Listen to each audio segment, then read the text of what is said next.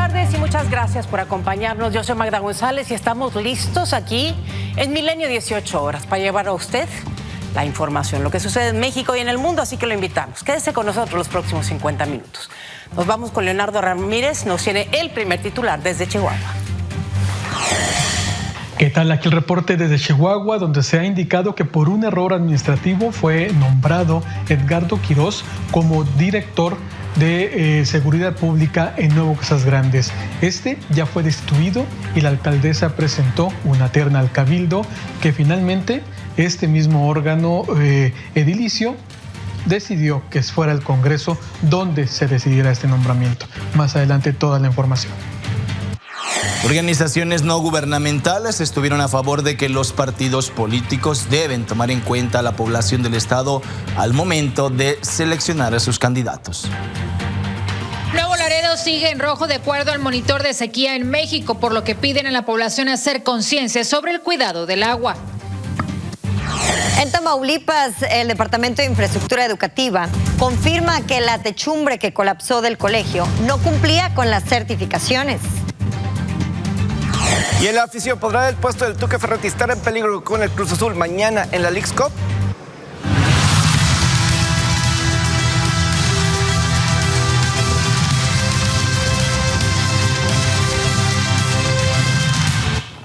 Iniciamos el día de hoy con temas de seguridad. El gobernador de Veracruz, Cuitláhuac García, aseguró que hay 3 personas detenidas que estarían implicados en el homicidio de la ex candidata a la alcaldía de Poza Rica, Saima Soraya Zamora. Dijo que las investigaciones siguen ya su curso, que también están indagando el crimen de otra persona que pudiera estar relacionado al asesinato de Saima. Vamos a escuchar lo que dijo el gobernador de Veracruz. Lo que sí les comento es que ya hay 3 detenidos que podrían estar en relación con el homicidio de la señora Saima. Sí, y como lo habíamos dicho, se va a aclarar. Vamos a dar con los responsables. Ellos podrían ser copartícipes, cómplices. Sin embargo, pues eso se aclarará conforme avancen las investigaciones. Por otra parte, le informo, el primer ministro de Israel, Benjamín Netanyahu, expresó su interés en ayudar a resolver el caso de Ayotzinapa a través de una carta que respondió al presidente Andrés Manuel López Obrador. En la conferencia de hoy por la mañana en Palacio Nacional, el presidente explicaba que en Israel ya están revisando la petición de México de extraditar al extitular de la Agencia de Investigación Criminal, a Tomás Herón. En mayo pasado, el Ejecutivo Federal reveló que había enviado una segunda misiva a Netanyahu para pedir la extradición de Herón por participar en la elaboración de lo que llamaron la verdad histórica. Mientras tanto, el presidente también recordó que Estados Unidos está apoyando a México para el avance en las investigaciones sobre este caso. Respondió la carta. Por cierto, últimamente ha estado él delicado de salud y le deseo que se recupere. El primer ministro de Israel. Y hay de parte del gobierno de Israel disposición de ayudarnos. Nos están ayudando también del gobierno de Estados Unidos en este asunto. Por ejemplo, tenían grabaciones de algunos miembros de la delincuencia que habían participado. Les solicitamos la cooperación. Le pedí a la vicepresidenta Kamala Harris de que nos enviaran esas grabaciones y nos las enviaron. Y de esta manera es que estamos avanzando en la... Y aprovechó el presidente para arremeter contra los dichos de la ONU sobre los datos del GIEI. Señaló que es una campaña para debilitar a las Fuerzas Armadas. Porque no es cierto. Porque es una campaña en contra del Ejército de México, sin fundamento. en general no tienen razón. Es una campaña para socavar, para debilitar a las Fuerzas Armadas. Si fuese cierto lo que ellos sostienen, no estarían 2 generales en la cárcel por la desaparición de los jóvenes de Ayotzinapa. Por otra parte, le informo, los obispos de la Iglesia Católica fueron señalados por encubrir a sacerdotes pederastas. Azucena Rangel nos tiene la historia completa.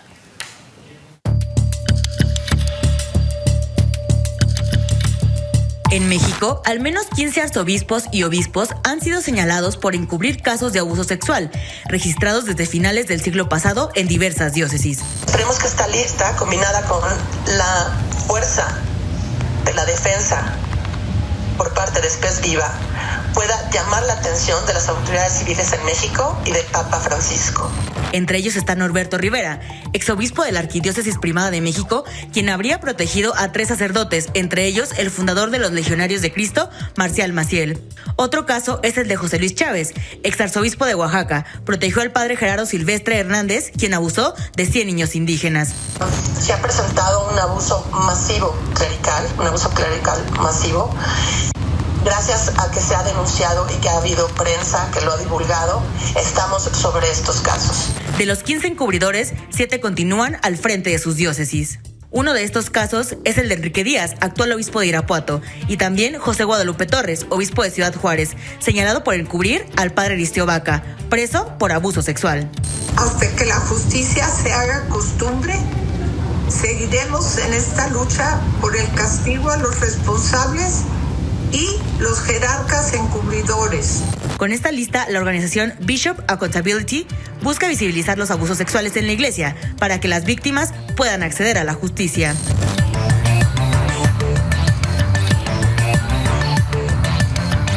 Para Milenio Noticias, Azucena Rangel. Por otra parte, miren, en Sinaloa, una mujer que había sido reportada como desaparecida y boletinada en medio del protocolo ALBA fue encontrada en el mismo domicilio en el que ella vive. El 14 de julio, ese día, María de Lourdes Garza Cabrera fue vista por última vez al salir de su domicilio en el municipio de Angostura del estado de Sinaloa. Tras el reporte de la desaparición de la joven por la familia, la Fiscalía del Estado emitió una boleta de búsqueda del protocolo ALBA, en el que se especifica que la mujer de 44 años se encontraba desaparecida. Entonces, el jueves 27 de julio, por la tarde, cuando la fémina o la mujer fue encontrada por elementos de la Policía Municipal en ese mismo domicilio en el cual vive y en el que se le vio por última vez, las autoridades señalaron que la víctima manifestó que había sido víctima de violencia familiar, presentaba lesiones en su cuerpo, por lo que fue trasladada para recibir atención médica y hasta el momento no ha habido ninguna detención. Ya que hablamos de Sinaloa, también por allá 3 hombres fueron reportados como víctimas de desaparición forzada en 3 diferentes municipios del norte de ese estado, mientras que en un 4º hombre fue encontrado desmembrado en un río. Las condiciones no han permitido poder identificar el sexo e identidad de la víctima, aunque se presume, le digo, que fue un hombre. De los 3 hombres desaparecidos, la primera víctima fue identificada como Víctor Sarabia, de 48 años. Fue privado de la libertad presuntamente por un comando el 8 de julio, mientras él se encontraba en una vivienda ubicada en Los Mochis. La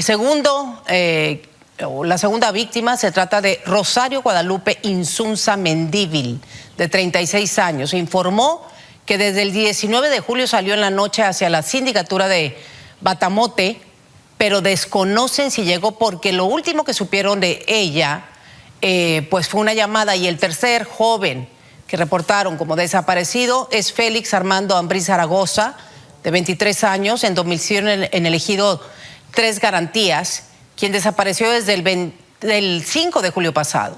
Su familia dijo que salió de su casa en una bicicleta rumbo al expendio de esa comunidad y ya nunca más volvió. Por otra parte, la Embajada de México en Alemania compartió a través de sus redes sociales un comunicado de acuerdo con los padres de María Fernanda, la joven mexicana desaparecida en Berlín. En este documento la familia Sánchez Castañeda señala: queremos expresar nuestro agradecimiento por el apoyo brindado tanto a nivel nacional como internacional, así como por parte de la comunidad en Berlín en la búsqueda de María Fernanda. Actualmente nos encontramos en contacto con las autoridades policiales encargadas del caso en Alemania, quienes mantienen la línea de investigación abierta y continúan con la búsqueda e investigación del caso. También queremos destacar, dicen los padres de esta joven, que hemos establecido comunicación con las autoridades mexicanas en Alemania para recibir el apoyo necesario. Asimismo, agradecemos el apoyo que estamos recibiendo por parte de la Universidad de María Fernanda, en la que estudiaba, y la sociedad civil organizada. Queremos enfatizar que la búsqueda aún continúa activa. Les pedimos que sigan difundiendo su ficha de búsqueda para respetar la privacidad de nuestra familia y no entorpecer las investigaciones policiales. Es importante que ciertos elementos del caso permanezcan reservados. Agradecemos una vez más el apoyo, solidaridad y comprensión que hemos recibido. Y ahora pues vamos con más, porque en Ciudad Victoria el Instituto Tamaulipeco de Infraestructura Física Educativa informó que el Colegio Antonio Repiso, este lugar, usted recuerda, en donde ocurrió el colapso del techo, estaba operando sin las certificaciones requeridas para prevenir estos accidentes. Vamos a ver la información completa, aquí la tiene. El Colegio Antonio Repiso, en Ciudad Victoria, operaba sin las certificaciones requeridas para prevenir el tipo de accidentes como el que sucedió y en donde resultaron 3 personas lesionadas por el derrumbe de la infraestructura, confirmó el director técnico del Instituto Tamaulipeco de Infraestructura Física Educativa, ITIFE, Alejandro Robledo Ramírez. Antes de nosotros dar una certificación a cualquier colegio privado, antecede una revisión por parte de ellos de protección civil y tanto de obras públicas municipales. Nosotros somos el final del camino para nosotros otorgar la certificación respecto a un colegio privado. Fue la mañana del martes 18 de julio cuando se desplomó el techo del edificio, resultando 3 personas lesionadas, mismas que fueron rescatadas horas después. El accidente pudo evitarse si la institución hubiese actualizado su certificación, y es que de acuerdo al ITIFE, desde el pasado 2021 debió certificarse nuevamente. Aquí en los archivos que tenemos del instituto, la última certificación que ellos realizaron fue en el 2019. Tiene una vigencia de 2 años. Ellos debieron haber renovado su certificación en 2021. Es responsabilidad exclusivamente de los colegios hacer el trámite correspondiente cada vez que se vence. No lo hicieron, por desgracia, en este caso. Actualmente continúan las investigaciones sobre el accidente, luego que el gobierno municipal creó un grupo interinstitucional integrado por Protección Civil Municipal, Obras Públicas, Desarrollo Urbano y el área jurídica para hacer trabajos de evaluación. Mientras eso sucede, los estudiantes tendrían que volver a clases en línea, ya que el colegio no está en condiciones de retomar actividades. Antes, deberá pasar por todos los requerimientos establecidos, explicó el director técnico del ITIFE. Obviamente pasando nuevamente por todos los filtros que antes te había mencionado, que es en caso de protección civil, obras públicas y demás entes, antes de llegar aquí con nosotros. Y ya nosotros mandaríamos una visita y verificar lo que tienen y que las áreas son aptas.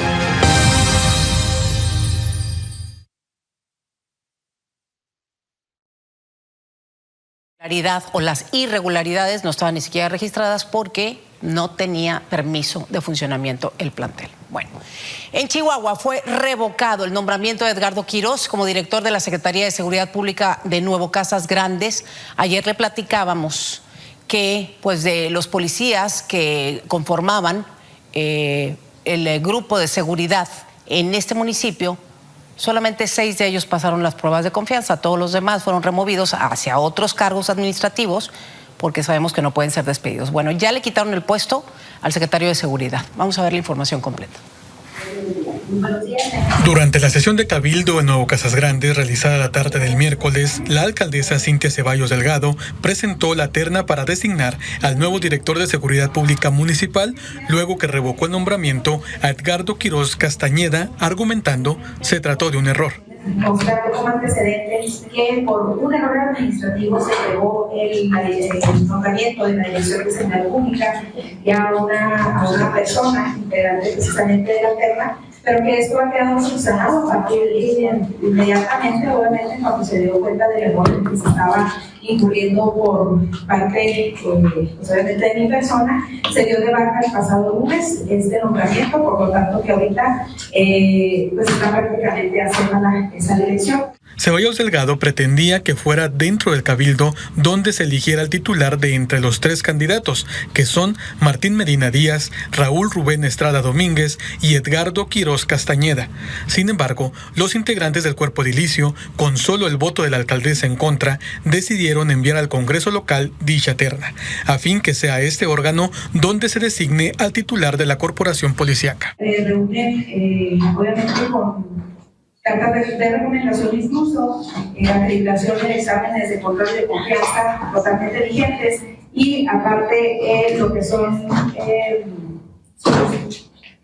sus perfiles, obviamente idóneos para que independientemente de la propuesta que se esté presentando, cada uno de los 3 reúnen los requisitos concernientes al Código Municipal y a las leyes, obviamente, que nos reglamentan.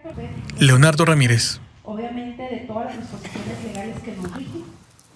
Vamos a cambiar de información porque estamos revisando ese caso. Por eso, en la línea tengo conmigo el consejero jurídico del gobierno del estado de Oaxaca, Giovanni Vázquez, para hablar sobre esto que ordenó la Suprema Corte de Justicia de la Nación de suspender el decreto por el cual se había disuelto el Tribunal de Justicia Administrativa del estado de Oaxaca y se había ya puesto en función un nuevo tribunal que también combate a la corrupción.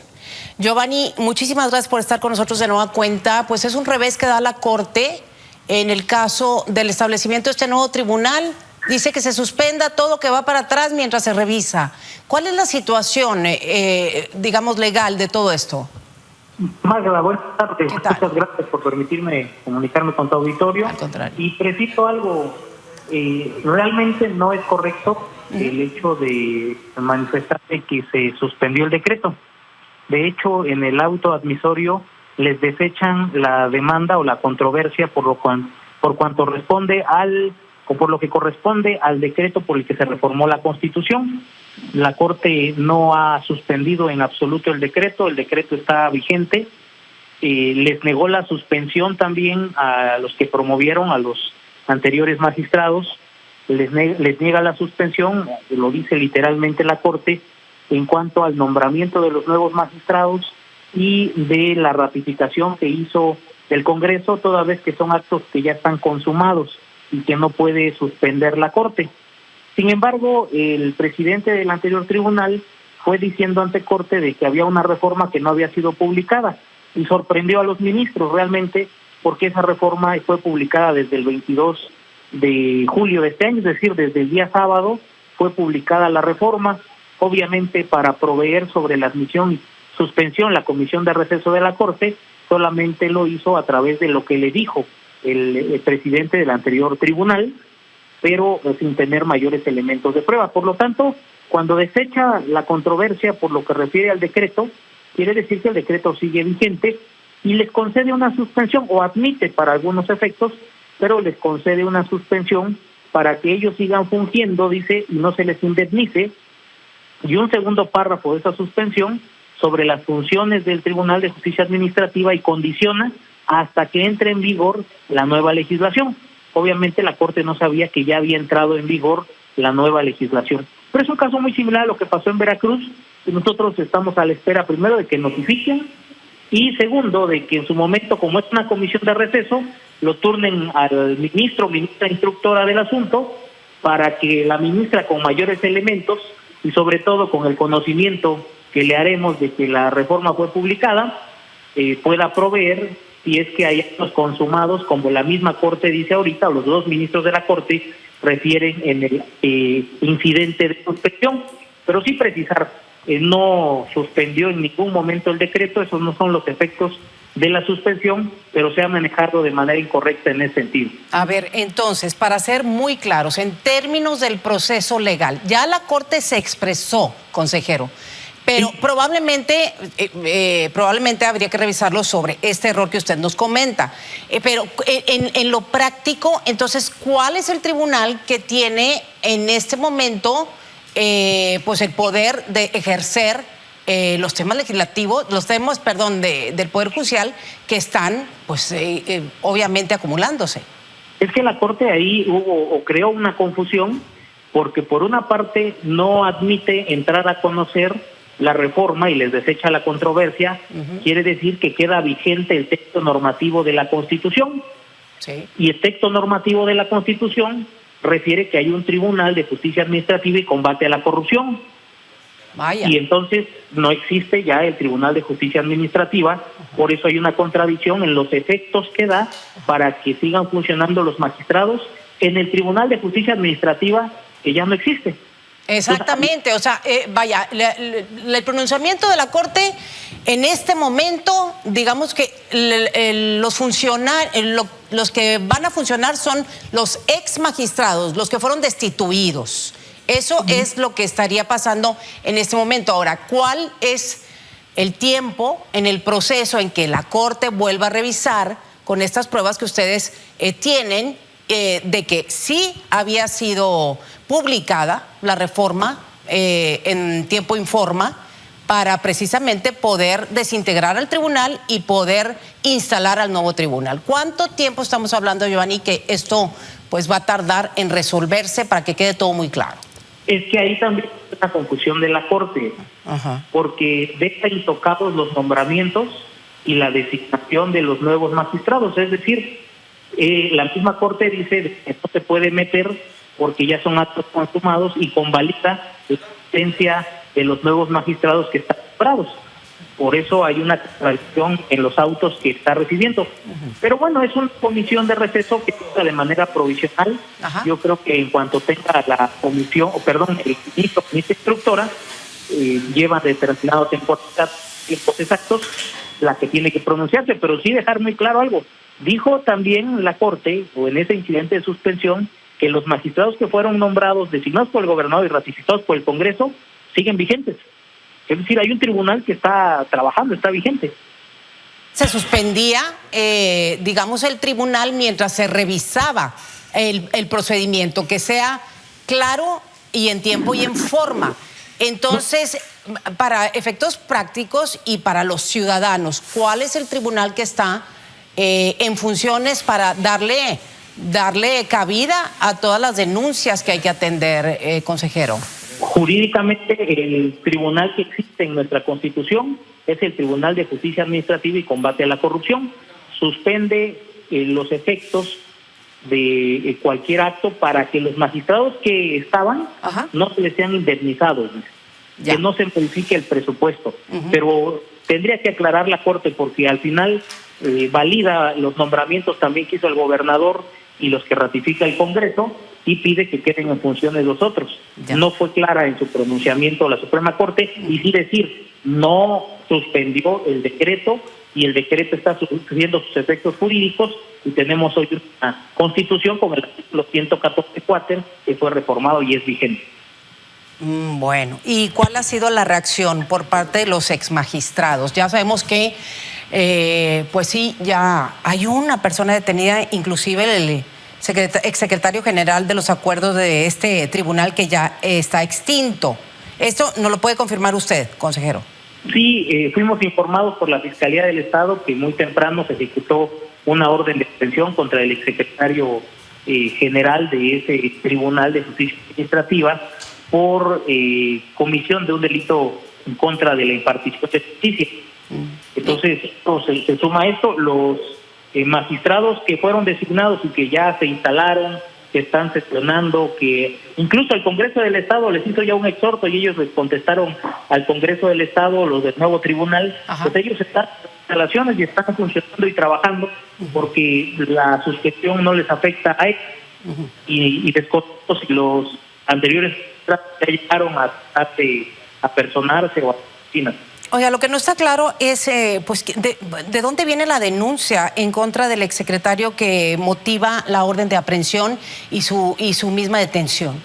Fíjese que ya lo investigué también. Es una carpeta de investigación que data ya de más de casi 2 años, donde un particular va y se queja por la actuación que tuvo en esconder algunas documentaciones, en no darle trámite judicial como estaba obligado, que le causó los perjuicios en los trámites que estaba llevando, y de eso estamos enterados, que también hicieron esta carpeta por abuso de autoridad en contra de este funcionario. ¿Y entonces es una situación aislada o usted tiene información de que va a haber otras detenciones en términos de los exmagistrados, los 12 que estaban en funciones hasta pues esta misma semana que ya fueron descartados del tribunal?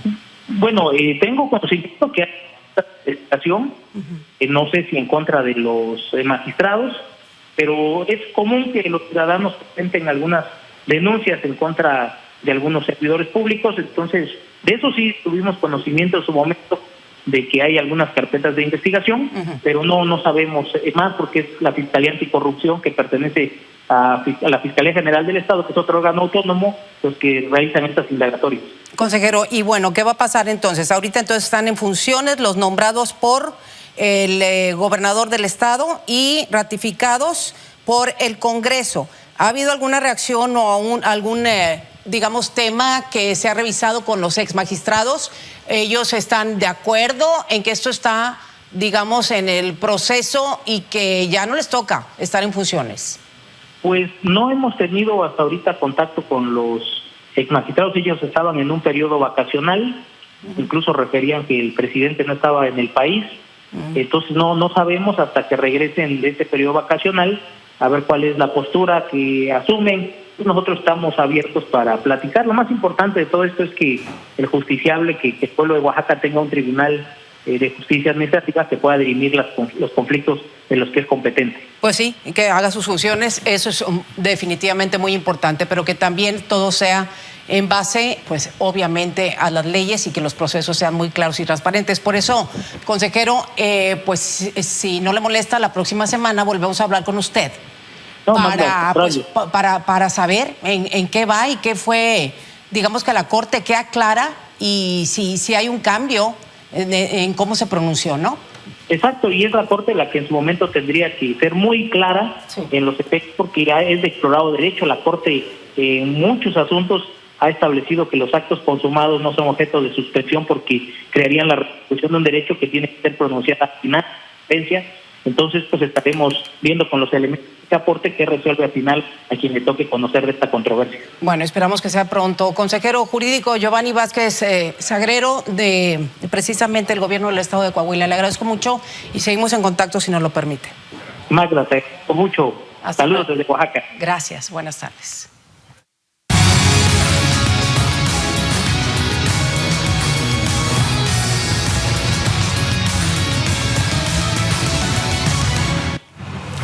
Vámonos, Pepe Villalba, ya es viernes y hay deportes. Hay deportes y lamentablemente para uno de los mejores técnicos que ha tenido el fútbol mexicano, pues no la está pasando bien. Estamos hablando de Ricardo Tuca Ferretti, quien pues no ha empezado bien este torneo y tampoco la Leagues Cup, y se menciona que el partido de mañana puede ser importante si quiere mantenerse como director técnico del Cruz Azul. Vemos aquí los números de cómo le ha ido al Tuca al frente del Cruz Azul. Con 7 títulos, Ricardo Ferretti es uno de los técnicos más laureados en la historia de la Liga MX. Sin embargo, desde que salió de Tigres, el brasileño no le ha ido nada bien. Desde que dejó la Sultana del Norte, el Tuca ha dirigido 45 partidos, en los que registra 10 victorias, 8 empates y 27 derrotas. En total, ha sumado 38 puntos de los 135 posibles, lo que da un porcentaje de efectividad del 28.14%. El 3 de junio del 2021, Juárez anunció la contratación de Ferretti como entrenador. La noticia sonó fuerte por el prestigio del brasileño y todo se perfilaba para que Bravos tuviera otra cara, pero no fue así. En 31 juegos dirigidos, consiguió 5 victorias, 6 empates y 20 derrotas, con una efectividad del 22.58%, resultado de conseguir 21 puntos de 93 posibles. A su llegada a Cruz Azul se esperaba que tuviera buenos resultados, pues se suponía tendría una mejor plantilla, pero no ha sido así. En 14 partidos con la máquina ha registrado 5 victorias, 2 empates y 7 derrotas. Bajo sus órdenes, los celestes han sumado 17 de 42 puntos, por lo que su efectividad es del 40.48%. En este último torneo, su equipo no ha sumado un solo punto, es último de la clasificación y sigue generando dudas. Si a estos números se le suma la derrota contra el Inter Miami, los celestes suman 4 derrotas al hilo y apenas han marcado 2 goles. La última victoria con Tuca en el banquillo se remonta al 29 de abril, cuando la máquina venció a Santos en la última jornada de la temporada regular del torneo pasado. Con números parecidos, la directiva le dio las gracias a Raúl Gutiérrez. El Potro tuvo una efectividad del 46.67%, en 15 juegos dirigidos tuvo un saldo de 6 victorias, 3 empates y 6 derrotas, y en total consiguió 21 de 45 puntos en disputa. Los resultados no han sido los favorables, pero Ricardo Ferretti cuenta con la confianza de Óscar Pérez y Víctor Velázquez. Ya vemos aquí un poco más los números más concisos. 15 partidos que ha estado el Tuca al frente del Cruz Azul, 5 triunfos, 2 empates, 8 derrotas. Sí, los reportes ahí se están dando que pues, el juego de mañana es clave. Ojalá que sí pueda el Tuca Ferretti, pero pues ahí están las cuestiones al momento. De verdad, tiene muy difícil la situación. Denle chance al Tuca, toca y gol. Ojalá. Porque pues sí, el Cruz Azul es difícil, o sea, hay que tener ha habido mucha muchas cosas fuera de su control, como jugadores que han estado en la selección. Y lo complicado es que cuando regresen a la competencia, aquí en la Liga MX, su primer juego que está ahorita programado es contra Rayados. Y Rayados, pues obviamente de los mejores equipos al momento. Entonces. Y reforzado. Nada sencillo para el Tuca. Ojalá que le vaya muy bien por lo pronto, pero no lo podemos juzgar tampoco en esta liga, en esta copa. Y en este arranque de torneo también en la Liga MX. Todavía no, a mi parecer. Pero bueno, también Chivas no tuvo ayer un buen día. Ayer poníamos el juego de 2-0 contra el FC Cincinnati. Ese juego se retrasó, se tuvo que arrancar otra vez desde hoy por cuestiones de clima. Pero no fue un buen partido. Quedaron 3-1, perdieron contra el FC Cincinnati. Ya después del partido, Paunovic pues platicó y que tuvo el arranque después tampoco fue muy bueno en este reinicio. Hoy también este viernes. Entonces, pues las Chivas, su siguiente partido, porque hay que recordar, son solamente 2 partidos de grupo en esta Leagues Cup. Ya perdió uno, el otro lo tiene que ganar si es que quiere seguir con vida en lo que es este. Ahí sí no hay justificación para las Chivas, tiene que sacarlo. Lo tiene que sacarlo. Lo que sí es que el equipo de México y de Guadalajara de la Liga Mexicana de Béisbol ayer protagonizaron una pelea campal. Y esto vino desde varios juegos en la serie, hubo varias provocaciones y ayer en la octava novena entrada, ya cuando se estaba acabando la serie, decidieron, pues bueno, agarrarse con todo. Lo que sí es que la Liga Mexicana de Béisbol ya decretó sanciones para jugadores de ambas, y coaches, hay que decirlo, de ambas novenas. Aquí están los castigados, vamos a verlos ahorita en pantalla. Primero por los Mariachis de Guadalajara, Oswaldo Arcilla, quien era parte principal hace unos días, que estaba involucrado en una de las provocaciones hace unos días, 2 juegos, 31,500, y él fue el que estaba hablando con el dugout después de los Diablos, y eso fue lo que empezó todo. Javier Solano, 5 juegos, las multas, Malek Smith, de los Diablos Rojos de México, así es como queda. Francisco Córdoba, 2 juegos, Alejandro González, Carlos Sievas es coach de bateo. No les fue tan peor como a los otros. Así es. Entonces, así está, fue una batalla realmente campal. ¿Y sin justificación? Sí, sin justificación. No se vale en el deporte, menos entre ellos. Entre ellos, sí. En las tribunas es reprobado, o sea, entre ellos, entre los jugadores, pues no. Sí. No, mal. Definitivamente. Pues que les cueste el bolsillo, a ver si así. Vamos a ver si así es bastante ese dinero. El quarterback de los Bengalíes de Cincinnati ayer, Joe Burrow, sufrió parecía una lesión que algunos que son más.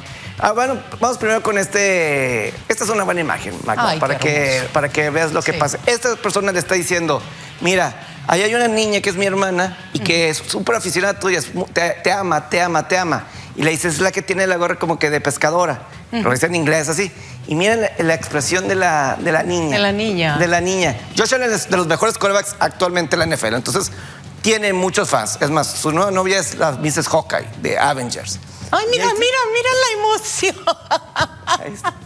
No lo puede creer. Ay, no, qué belleza. Es una imagen. Gran imagen. Es que absolutamente natural, le sale del alma la emoción y luego el llanto. Sí, ahí es el hermano, dice, mira, ahí está mi hermana, te adora, te ama. El hermanito interviniendo por él. Y ahí le dice, ¿cuál? La de la señora, la gorra. Sí, la de la... Ese sombrero. Que está con mucha paciencia y con mucha emoción esperándolo, ¿no? Sí, mientras firma los autógrafos, pero cuando llega ella... Mira nomás. Ay, no, Pepe, me la como. Esto es lo especial de los campos de entrenamiento de NFL. Es la oportunidad de los aficionados de estar cerca de los jugadores. Son entrenamientos al público. Entonces, los jugadores, hay mucha oportunidad de firmas, de autógrafos. La verdad, si alguien es aficionado a un equipo de NFL y quiere algún autógrafo o algo así, busque ir a uno de estos entrenamientos. Estas etapas de julio y agosto es la mejor oportunidad. Hay muchos de estos momentos posibles. Qué bien que las familias llevan a sus niños, a los pequeños, a ver a sus estrellas, que esperemos que sean motivo para ellos, para seguir adelante y luchar por sus sueños. Él tiene una nueva novia, es la Mrs. Hawkeye de Avengers en esta temporada. Sí. Buenísimo, buenísimo. Bueno. Muy bien, Pepe, gracias por esta imagen. Nos vemos el lunes. Nos vemos el lunes, que tengan un gran fin de semana. Igualmente, gracias a ti, Pepe Sport, nos vemos. Nos vamos.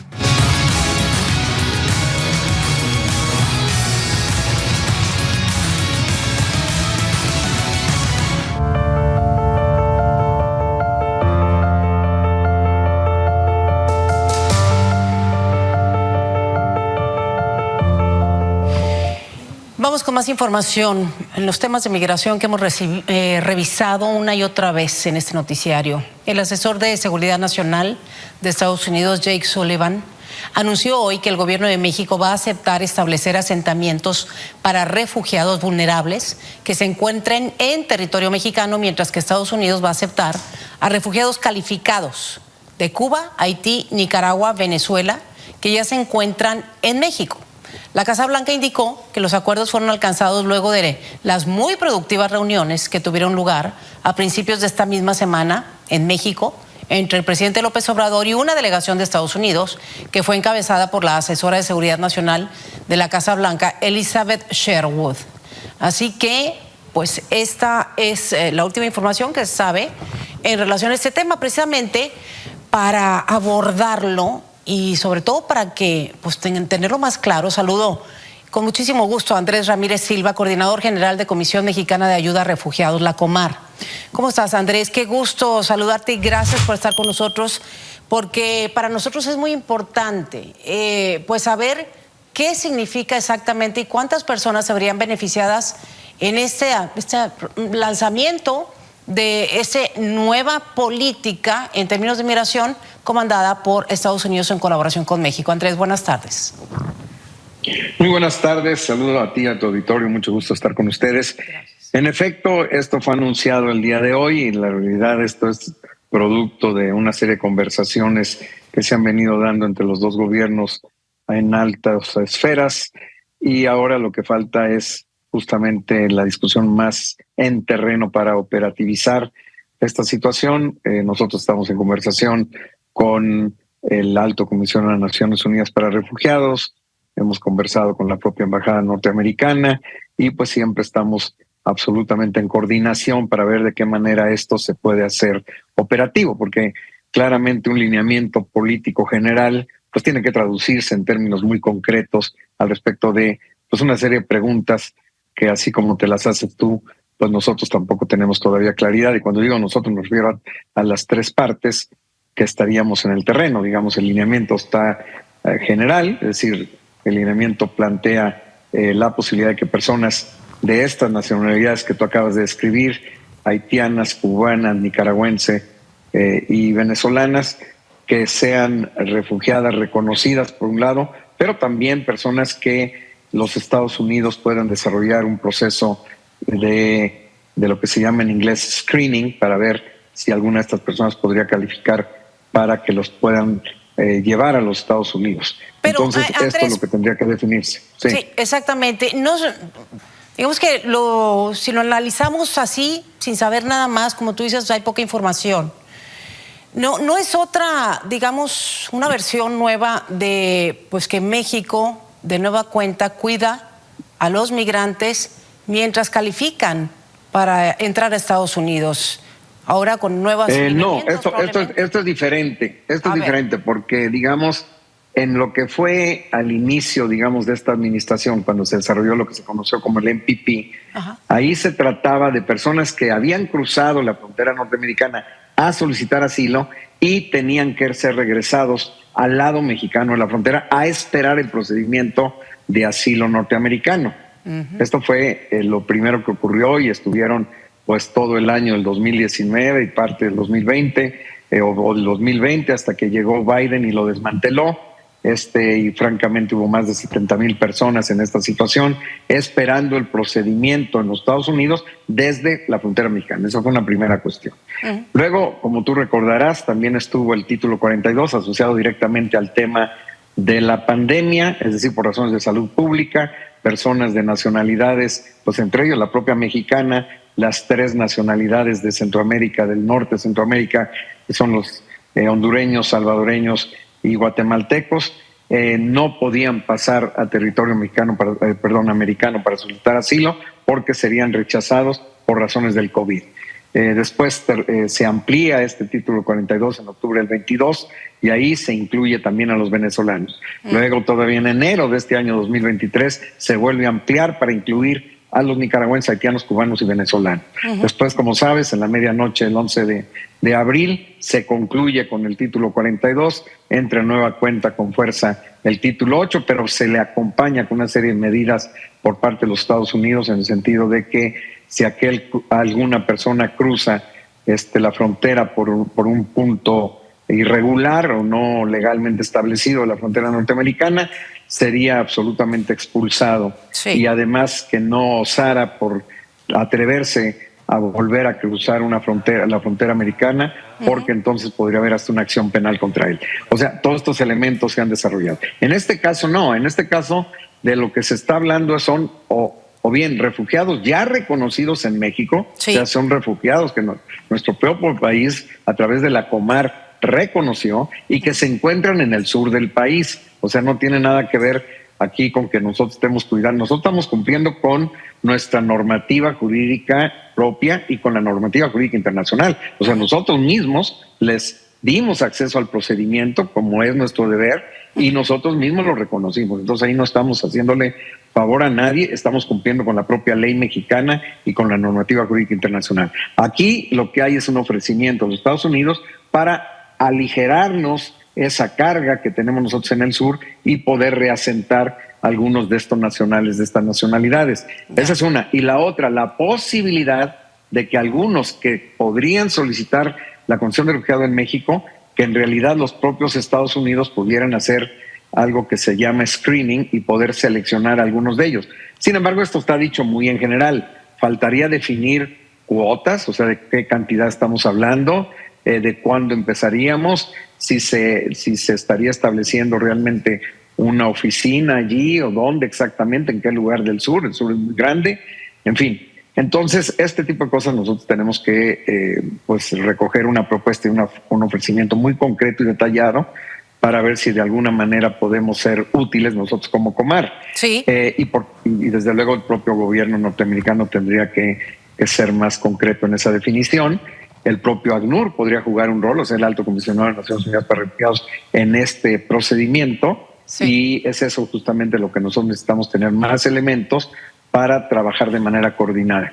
Muy interesante lo que nos comentas, Andrés. ¿Cuántas personas podrían ser beneficiadas de pues esta nueva posibilidad que se ofrece en esta coordinación entre los dos países? Hablabas que pues ya hay un cierto número de personas en calidad de refugiados en nuestro país, trabajo que han hecho ustedes y que seguramente tienen pues las estadísticas, que se trataría de personas, cuántas, o de familias, núcleos familiares. ¿Cómo están trabajando en eso? ¿Qué sería lo ideal para poder resolver para ellos la situación? Sí, en realidad nosotros tenemos, como nunca en la historia, una cantidad enorme de gente que ha venido a solicitar la condición de refugiado. Ya el número a nivel nacional que nosotros tenemos reconocidos y beneficiarios de protección complementaria rebasa los 112,000. Es difícil saber exactamente dónde están. Seguramente la mayoría están en el país, pero algunos probablemente se hayan ido ya, pero sí la gran mayoría seguramente estarán en México. Ahora, esto que preguntas en términos de números, esto es parte de lo que tiene que definirse. Es una prerrogativa de los Estados Unidos decir, bueno, yo quisiera dar la posibilidad de reasentar a una cuota determinada o quisiera hacer el screening para un determinado número.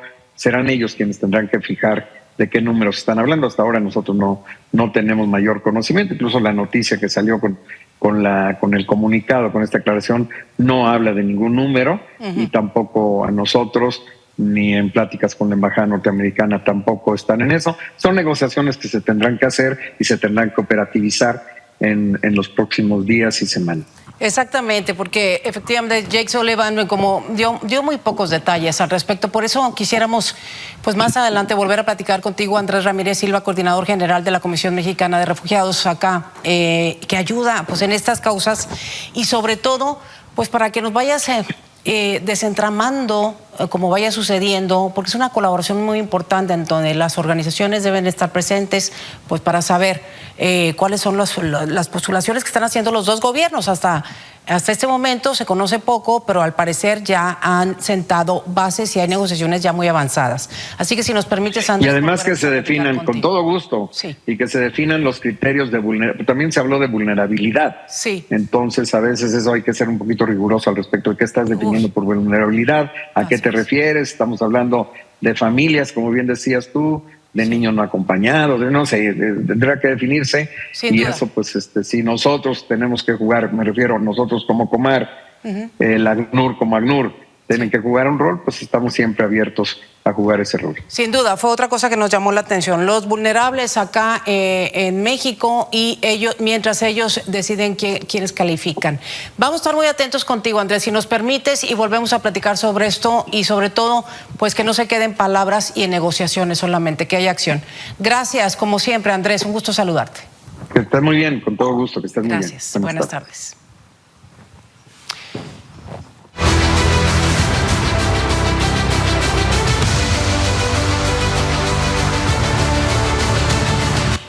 Bueno, y vamos ya de lleno con información internacional. Un exoficial de inteligencia afirmó que Estados Unidos tiene objetos extraterrestres en su poder.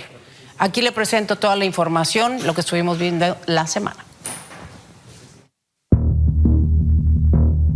3 exoficiales militares describieron ante el Congreso de Estados Unidos encuentros con objetos voladores inexplicables de alta tecnología, y uno de ellos, el oficial David Grush, afirmó que el gobierno se aferra en secreto a restos extraterrestres. Fui informado en el curso de mis deberes oficiales de un programa de varias décadas para recuperar restos de accidentes de la Oficina de Fenómenos Anómalos No Identificados y de Ingeniería Inversa. Por su lado, el excomandante David Fravor confirmó haber visto un objeto extraño en el cielo durante una misión de entrenamiento en 2004, mientras que el expiloto Ryan Graves dijo haber visto fenómenos aéreos no identificados frente a la costa atlántica todos los días durante al menos un par de años.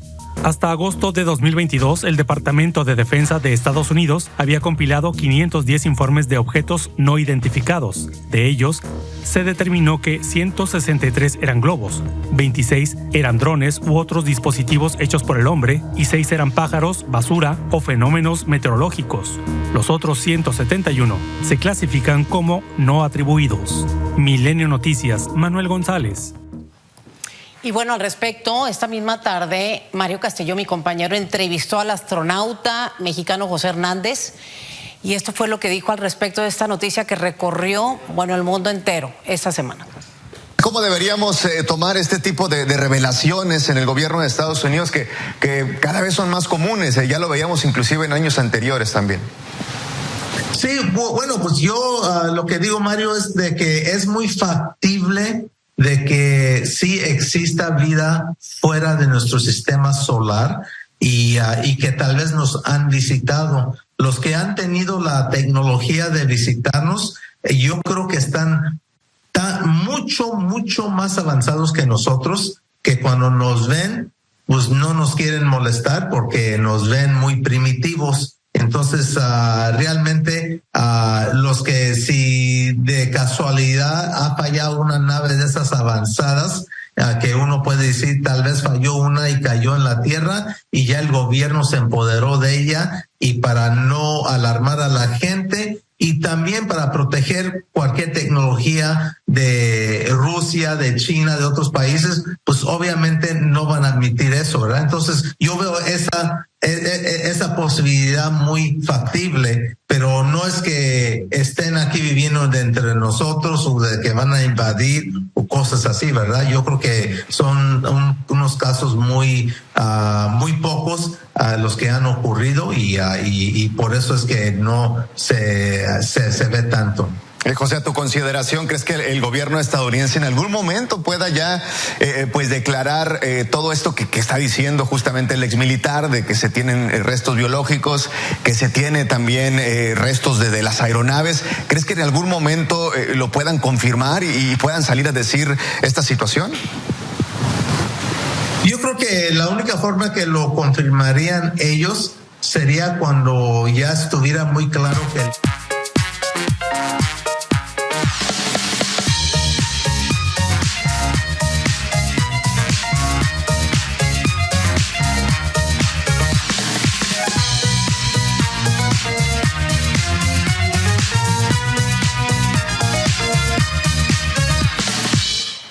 Susana Moscatel, qué gusto saludarte en viernes. Nos arrancamos, Susi. Hola, aquí rápidamente pues vamos a platicar más importantes. Uno es hablar de los premios Emmy, porque a pesar de que apenas hace 2 semanas nos enteramos de las y estas semanas últimas para otras categorías, acaba de dejar clara la Academia de Televisión de que pues por la huelga en Hollywood sí se van para atrás, se van a ir para el próximo año, iban a ser en septiembre, Magda, y así es como empieza este efecto dominó de premiaciones y también estrenos de película que se van retrasando por la huelga, porque no se ve para cuándo. Esa es la primera noticia. La segunda, Magda, ya platicábamos el miércoles pasado acerca de Kevin Spacey y de cómo es que pues ya quedó completamente absuelto de toda culpa, tanto en Los Ángeles, en Estados Unidos, como en la Gran Bretaña, en Londres.